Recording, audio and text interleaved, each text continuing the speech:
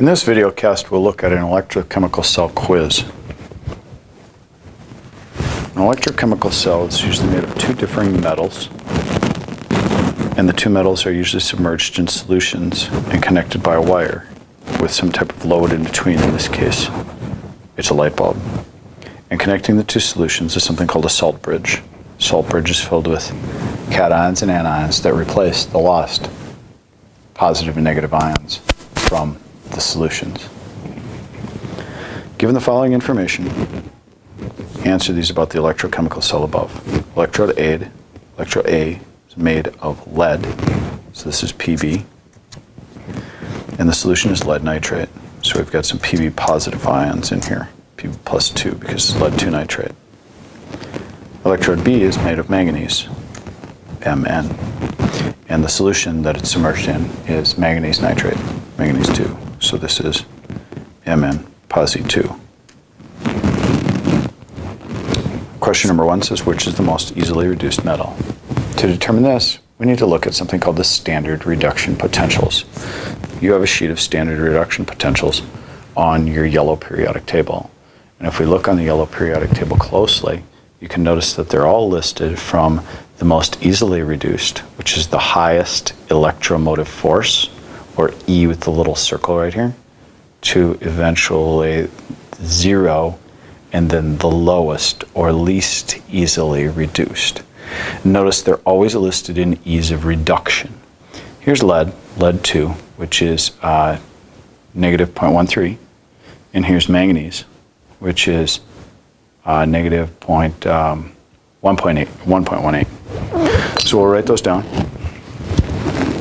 Where lead's standard reduction potential, I'll just write it as SRP because stands for standard reduction potential, is negative 0.13. This is for Pb, which is electrode A. And manganese is negative 1.18. This is for manganese, which is electrode B. Now, a lot of confusion comes with this thing called standard reduction potential because there's about 6 different ways of saying the probability of being reduced, because that's in effect what this means. Reduction, if you remember from a while ago, is the gain of electrons. Oxidation is the opposite, and it is the loss of electrons. And so you can remember it as OIL, oxidation is loss, reduction is gain. Certain elements have the probability or possibility of being reduced easier than others. This is called its reduction possibility, or the fancy name is potential. Reduction potentials are measured in volts. And so sometimes you'll hear me and other people refer to as the reduction potential as the voltage or the volts of a particular substance. And if you look at these, you can see that it's listed right here as E circle volts. Now, why is reduction potential or voltage called E? Well, E comes from Electro-Motive force. An electromotive force is the push that makes electrons move. And sometimes it's symbolized as EMF. Sometimes it's symbolized as a circle E like this because it's at standard conditions. Sometimes it's just simply an E like this with a circle, of course, if it means it's at standard conditions. And standard conditions for electromotive force or reduction potential or voltage is the same as it is for any other thermodynamic process, which is 25 degrees Celsius or 298 Kelvin, and 1 molar solution, and 1 atmospheric pressure. So anyway, getting back to these standard reduction potentials that we look at over here, the bigger the number, the more positive the number, the more easily it is reduced. So and it asks here, which is the most easily reduced metal? It's the most positive one. And in this case, it would be Pb because it's more positive than the manganese. Second question says, what is the balanced equation showing the spontaneous reaction that occurs? So if we know that lead is the most easily reduced, lead is going to go from lead plus 2, and it's going to gain some electrons, and it's going to go to lead 0 because it's gaining electrons, and therefore it's going down in charge. The manganese then, conversely, is going to have to go from manganese 0 charge to manganese plus 2 because it's losing electrons. And oxidation and reduction always occur in pairs. And so lead has electrons that are gained, manganese has electrons that are lost. And this is the balanced equation because you can see the charge is balanced on both sides, and we have the same number of leads and manganeses on both sides. Question number 3 says, what is the maximum EMF? There it is again, electromotive force. The cell can produce if everything exists at standard conditions. Now, to determine the EMF of a cell, what you need to do is take the standard reduction potential of something called the cathode, and from it subtract the standard EMF or the standard voltage of the anode. Now get over this right now because remember there's about 6 different ways to say the same thing. E circle, EMF, electromotive force, reduction potential, volts. They all mean the same thing. They all mean look at the number on the periodic table right here because it tells you in a rating scale right here in terms of voltage how easily something is reduced. We have those numbers on here, and now we just need to define 2 more things, and that's these things called cathode and anode. They're really easy to remember. The way you can remember is if you know that the red cat and the ox. Reduction is the cathode, the anode is oxidation. Red cat, anox. So if you know what's oxidized and what's reduced, you know the cathode and the anode. The cathode is the thing that is reduced, and we saw here that lead went from plus 2 to 0, so it went down in charge. So that's our cathode, which had a standard reduction potential of negative 0.13. And we subtract from that the anode. The anode, remember, is anox, so it's the thing that's oxidized. And manganese went from 0 charge to positive 2. And its standard reduction potential right here is negative 1.18. So we take negative 0.13 minus a minus 1.18, and we end up with a voltage of 1.05 volts positive when you subtract 0.13 from a positive 1.8, because a minus times a minus, remember, gives you a plus.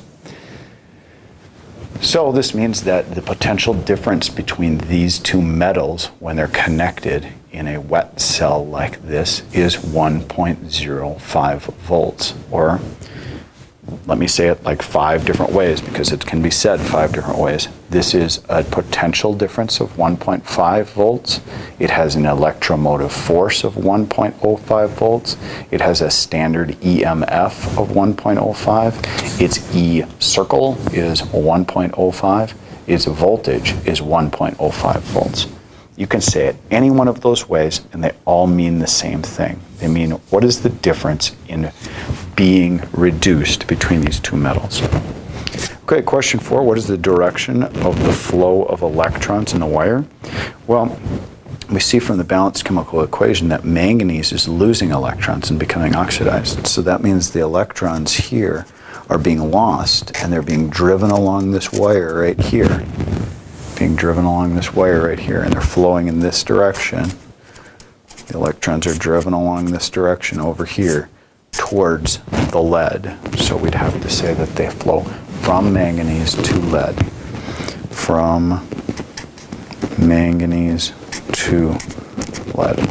What is the direction of the positive ion flow in the salt bridge? Now remember, the purpose of the salt bridge is that when electrons are gained somewhere, let's say an electron flows through this wire right here and it goes plop right here into the solution.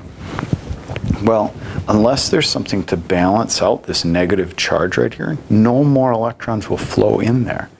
And so you've got to have something coming in there to replace this, to balance out this charge that's happening right here. And also, since this is losing electrons, you're going to have something come in here that takes the place of these electrons that are being lost. And so we have to say that since this is losing electrons, the negative ion flows into here, and the positive ion from the salt bridge flows into here. Think of it as a balancing act. Since we've got the negative electrons flowing in here, we need positives to balance it out coming out of the salt bridge. And since we've got electrons leaving here, leaving and going this direction, we're going to need electrons or some negatively charged thing to come in here to keep this bucket electrically neutral. So the positive ions flow from right to left. So if I'm looking at it here, they go from right to left this direction, or I could say towards the lead containing half of the wet cell. Number 6 says, which electrode is increasing in size? That would be the one that's gaining electrons, and therefore the positive ion right here is gaining some electrons and it's becoming Pb solid. And you can see this from the balanced equation. Look at what it's happening. The aqueous Pb, and I could put a little Aq down here since I know it's an ion, is gaining some electrons and it's becoming Pb 0 solid right here. And so the electrode that's increasing in size is the lead. Which electrode is decreasing in size? Well, that's obviously the manganese because it's the other one, but you'll see manganese is going from Mn to Mn plus 2. And so if you look at the balanced chemical equation, it goes from Mn to Mn plus 2, which is aqueous. And so the solid Mn is in effect disappearing and becoming Mn positive 2. Number 8, what is happening to the concentration of the ions in electrode A's solution? Electrode A over here, you can think of it in two different ways. If you're just talking about the lead ions, they're joining together with the electrons that are flowing in there and becoming Pb solids. And so the amount of lead ions is decreasing. But remember, the salt bridge is providing some new positive ions in there that are generally just soluble and aren't going to be affected. Could be like sodium or potassium or something that's a really soluble ion that's going to dump into here and not do anything or affect the flow of the electrons that's going in there at all. So you could say that there's no change because the salt bridge is providing some, or you could say that the Pb plus 2 ions are disappearing. Either answer is correct the way that this question is asked. Identify the anode, we did that already. The anox, that's the oxidized one, so that's the manganese. The cathode is the Pb because that's reduced. Red cat, remember red reduction is the cathode. The positive electrode, this is an interesting question. The positive electrode is the one that attracts the electrons. So that's right here. It's pulling the electrons towards it.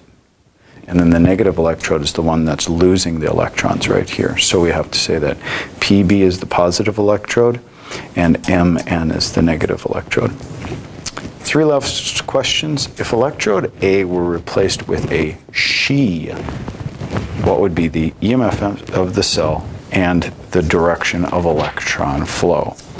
Well, first of all, what is a She? And SHE stands for a standard hydrogen electrode. And a standard hydrogen electrode looks like this. If you take a look at a picture in a textbook, a standard hydrogen electrode has a piece of platinum in it.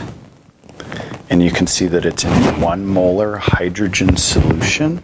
It has a piece of platinum wire in there. The reason they put platinum in there is because it's not going to react with anything.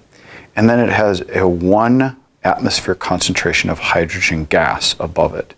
This standard hydrogen electrode, if you look on the standard reduction potentials table right here, has a EMF or a voltage of 0. It's defined as what everything else is based off of.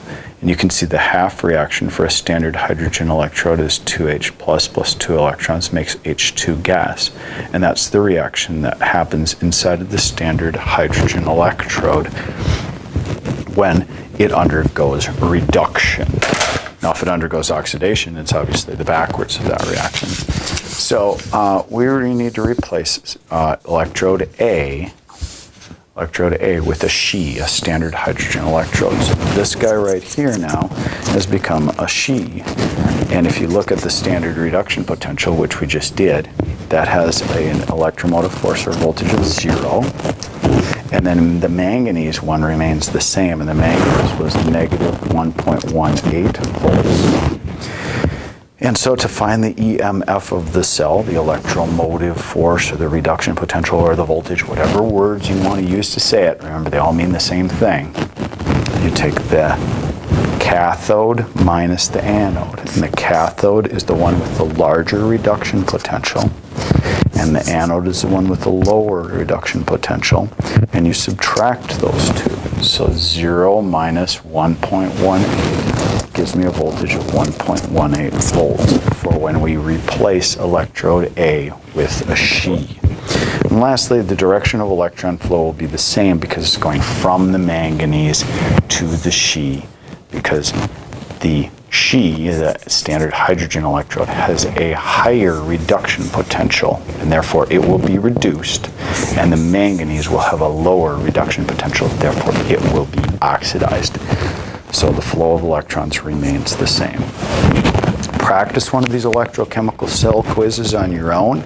See if you can get them right, and then come back and check your answers with each one of them. You usually don't get good at this stuff until you actually can very seamlessly flow between this language right here and be really familiar and not memorize, but be able to look up and use the standard reduction potentials in aqueous solutions.